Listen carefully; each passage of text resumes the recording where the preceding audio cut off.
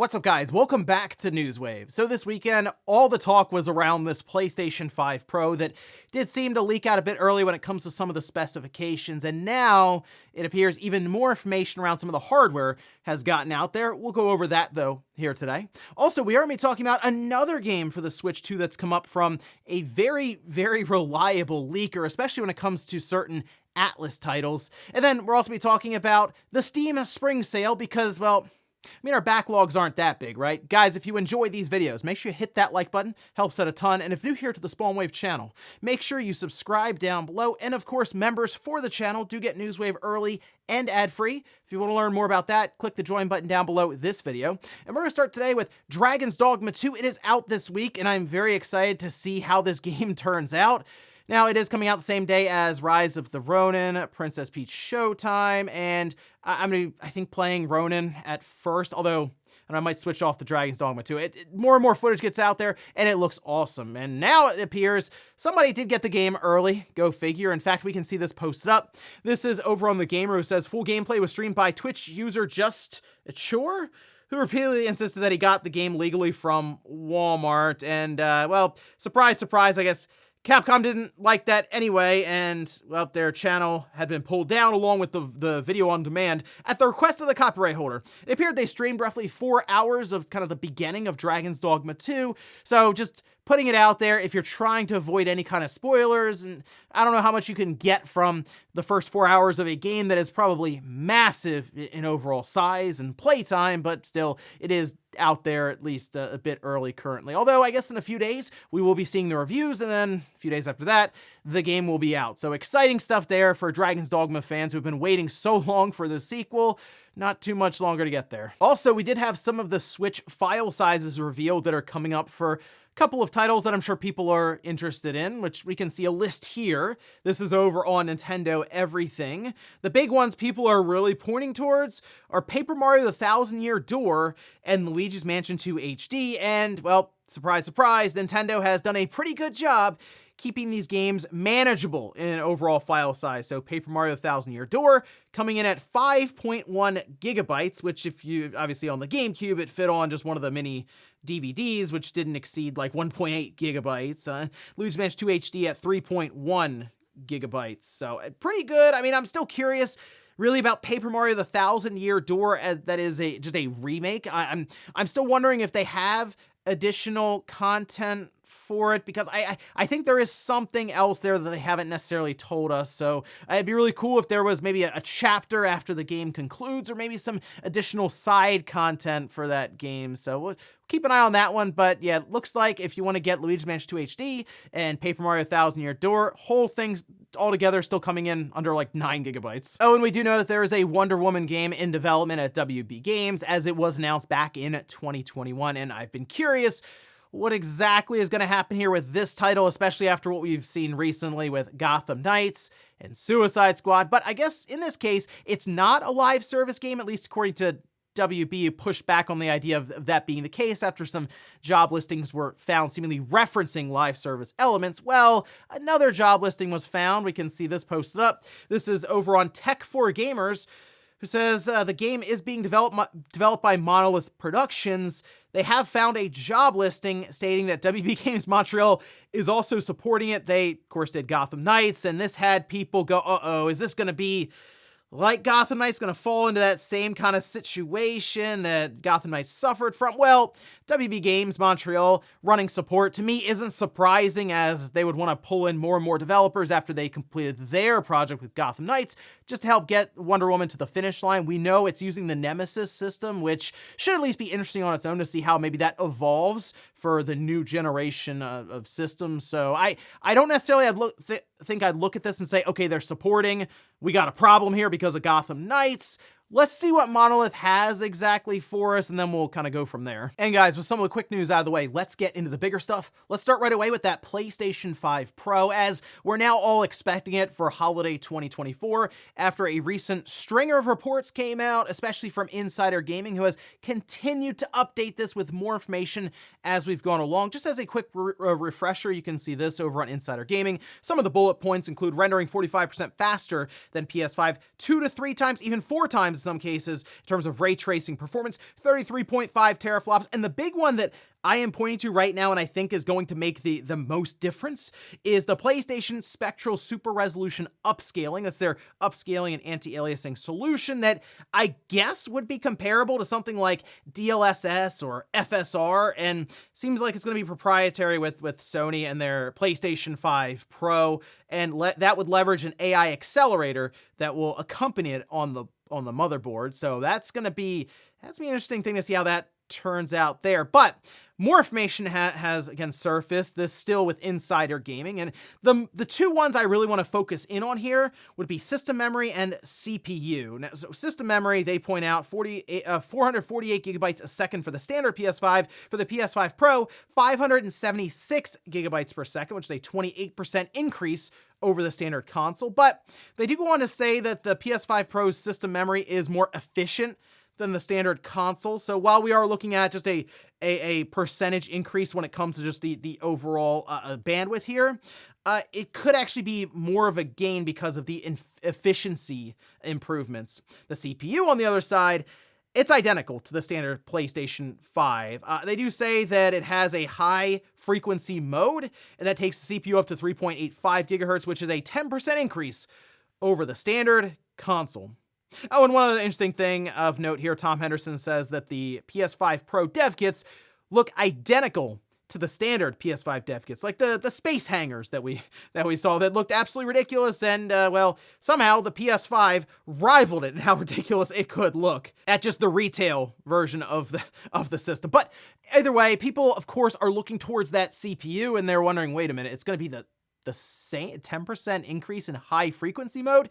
Yeah, I mean, I was expecting the CPU to be the same like immediately. As soon as I was hearing about a PS5 Pro, I figured the CPU would essentially mirror what we have right now in the PS5, and they would do a ton of work on things like the GPU side, or in this case, upscaling solutions with that AI accelerator. So, to my understanding, the reason you would keep the CPU the same is more or less for, well, just compatibility when it comes to developers creating for both systems. It's one of the reasons the Xbox Series S and Xbox Series X share the same CPU, minus just some small differences in frequency, because that just works in development for really less of a headache, I would say, across the board, since in this case, Sony is mostly focusing on higher resolution, so the GPU obviously seeing a big bump, and then the upscaling techniques most likely to get to 8K.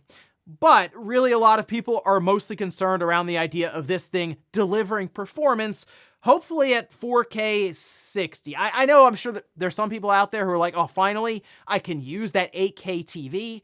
I just don't think that's going to be very many. Like, it's a very, very small percentage of people. They would, I think, rather have a good performing, nice looking 4K image for basically all their games, apparently with ray tracing seeing a significant improvement as well. And since Sony appears to be relying on this PlayStation Spectral Super Resolution upscaling, so much so that they have this AI accelerator on board, I think it's going to be something that's going to be very difficult to draw comparisons or try to figure out what kind of upgrade we could see here just from what's written down on paper. So I guess at this time, with GDC happening this week, Sony realized people were going to be talking anyway, information would get out there, and now it's just added to the developer portal on the back end, which tells me we might see this thing get announced sooner rather than later, as in it won't be kind of the buildup for the PS4 Pro, where they announced it, and then like 2 months later, the thing came out. It was pretty quick from reveal to release. This might be something we find out months in advance for holiday 2024. So we'll keep an eye out for it, and I'm very curious to see how all this works, especially with something like 8K and what kind of performance we can even expect at that kind of resolution. Next up, let's talk about a Switch 2 game that is now seemingly out there after a very reliable leaker for Atlas just kind of put it up there on X, and this came on the heels of Nate discussing Persona 6 on Direct Xbox, which certainly made the rounds online the other day after I posted it up, and it was kind of just out of nowhere when he mentioned this, but Persona 6 going to Xbox as well as PlayStation. So like Persona 5, that was just on PlayStation platforms. very similar to all the other Persona games leading up to that point. And we were all kind of wondering, okay, when is Atlus and Sega going to make the jump to other platforms? They did with Persona 4 Golden on Steam. And that seemed to open their eyes to the idea of, I don't know, selling this game to anyone else outside of PlayStation. And it seems to have worked well enough to where we're kind of expecting Persona 6 to be multi-platform at release. But still, people were unsure, we'll say, with what Nate mentioned about Xbox getting Persona 6, but we can see this posted up in response to that clip. This is from MBKKSSTBHZ5, or what's that, Midori, says, "It is correct information and multiple platforms too." So there you go, backing up Nate. Everyone kind of changed their tune immediately when they saw this confirmation and this corroboration here from MBK.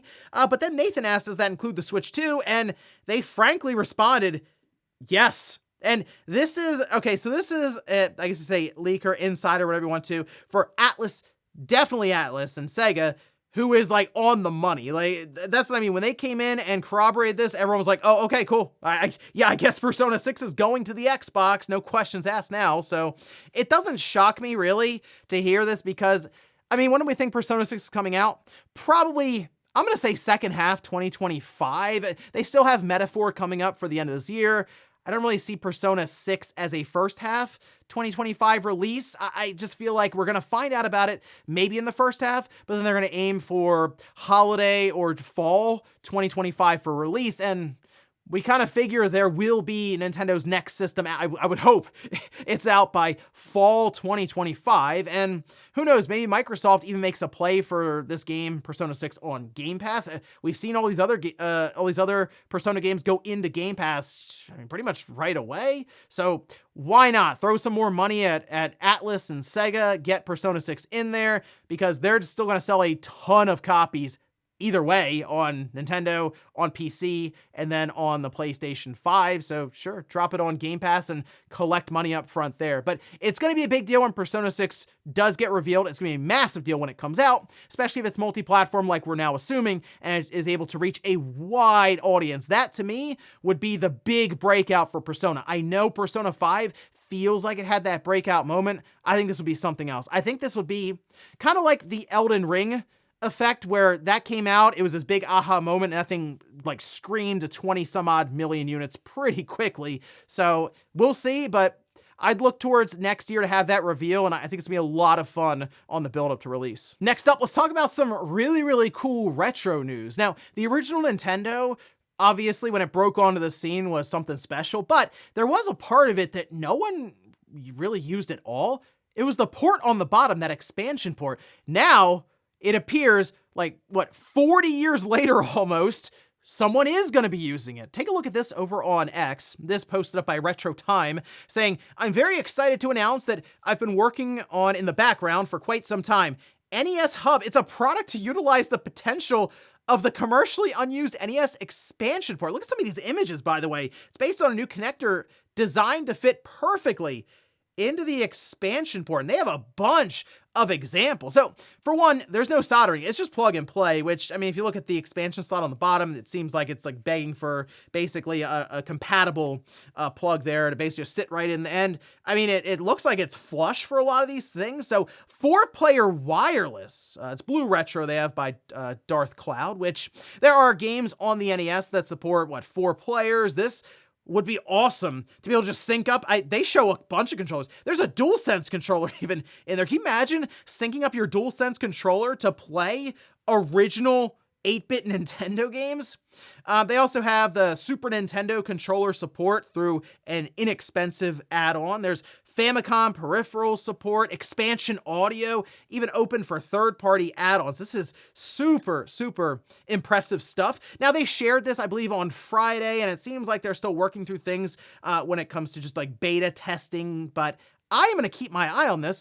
I would love to pick one of these up when it's like commercially available and I can just buy one. I don't necessarily know I'd be the best beta tester for this. There's a lot of information to be collecting, sending back and forth, that sort of thing, but I wouldn't mind checking it out maybe here in a tech wave when it is released, so we can sync up a DualSense controller, maybe like an Xbox controller, a Switch controller. We'll connect all 4 of these different controllers that it'll just look really weird, but could be potentially awesome to play some of these NES games with. But yeah, go check it out. There's a lot of really cool stuff here in this thread. And in our last bit of news, let's take a look at the Steam Spring Sale that is now live, which it will be until March 21st. And what better way to fill up our Steam library with a bunch of $2 or $3 games that we say we'll play, but we still haven't. Let's take a look at the list here. They also put out a fun little trailer, but just going down the list, I picked out some games here, and I'll go over the percentages that it's been marked down. Starting with Ghost Runner 2, that's 50% off. Portal 2 is 90% off. We have Half-Life Alyx, 66% off. A very good VR experience if you have the headset for it. Even if you have like a Quest 2, you can technically link it up to your PC and play it there. Resident Evil 2, 75% off. God of War, 50% off. Devil May Cry 5, 67% off.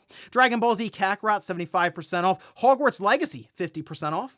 Days Gone, 75% off. Guilty Gear Strive, 50% off. Metro Exodus, 80% off. Horizon Zero Dawn, 75% off. MechWarrior 5, 50% off. Cyberpunk 2077, 50% off. Monster Hunter Rise, 60% off. And Need for Speed Unbound, get this, 90% off. It is a very fun Need for Speed game, and it's like $6. But that's, of course, just a handful of titles that I picked out here and went through. There are hundreds and hundreds of games that are marked down, and there are many that are like $1 or less. So again, if you need to fill out that backlog, because I'm sure you've gone through a bunch of your games, you got space, go check out the Steam Spring Sale. It's available for about a week or so till the 21st. And before we go to the comments of the day, we're gonna take a look at the poll that I posted up yesterday, where I ask, with the news around a PS5 Pro being set for holiday 2024, are you planning to pick one up? 80% say no, 20% say yes, which, all right, that's kind of funny because that falls exactly in line with the ratio that Ryan mentioned on the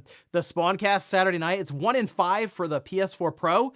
Right here, this is 1 in 5 for the PS5 Pro. I did have a PS4 Pro, and it was very noticeable in many games, actually, that would utilize the extra GPU headroom where you would get upscaled 4K, sure, but there were many games that would actually give you 60 FPS on the PS4 Pro, and I do wonder if certain games that are uncapped on the PS5 Pro will just immediately run at 60. Like, one of the big tests, I think, will be Dragon's Dogma 2. It'll already be on the market. We know it's an uncapped frame rate, so it's going to be kind of in like the 30s somewhere for the current PS5. If that's on the PS5 Pro and it just touches 60 frames immediately, that I think will be a big deal for the PS5 Pro. It's really going to come down to the execution, I still think, of that AI accelerator and Sony's upscaling solution, and if it's able to come through with performance while still keeping that image quality, we'll say good enough. And we'll finish up with the comments of the day. We'll start with this one here.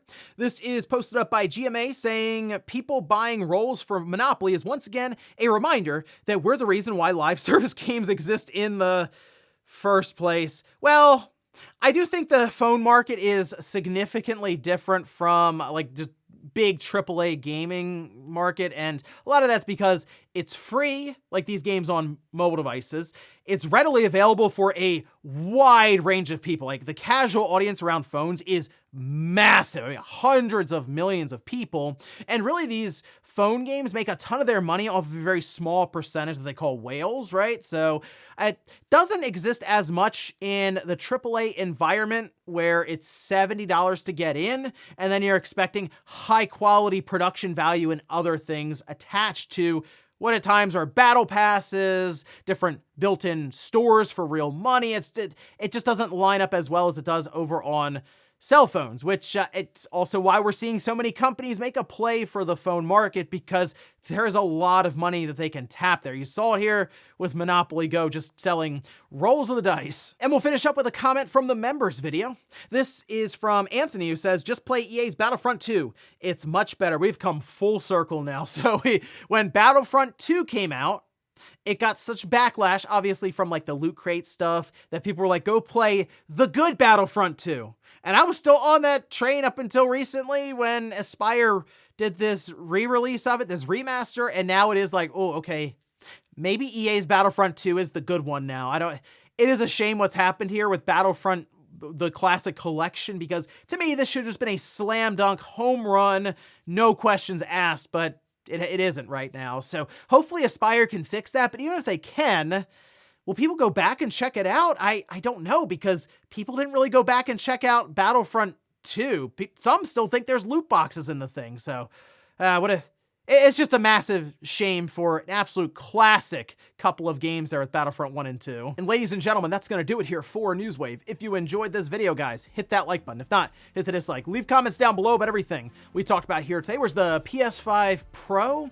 Apparently coming out later this year with more and more specifications getting out there. Do you think this is going to be a system that's able to deliver 4K 60 for some of the games we're playing right now? And then also, what about Persona 6 being full multi-plat, even for Nintendo's next-gen device in 2025? Thanks, guys, for watching, and I'll see you next time.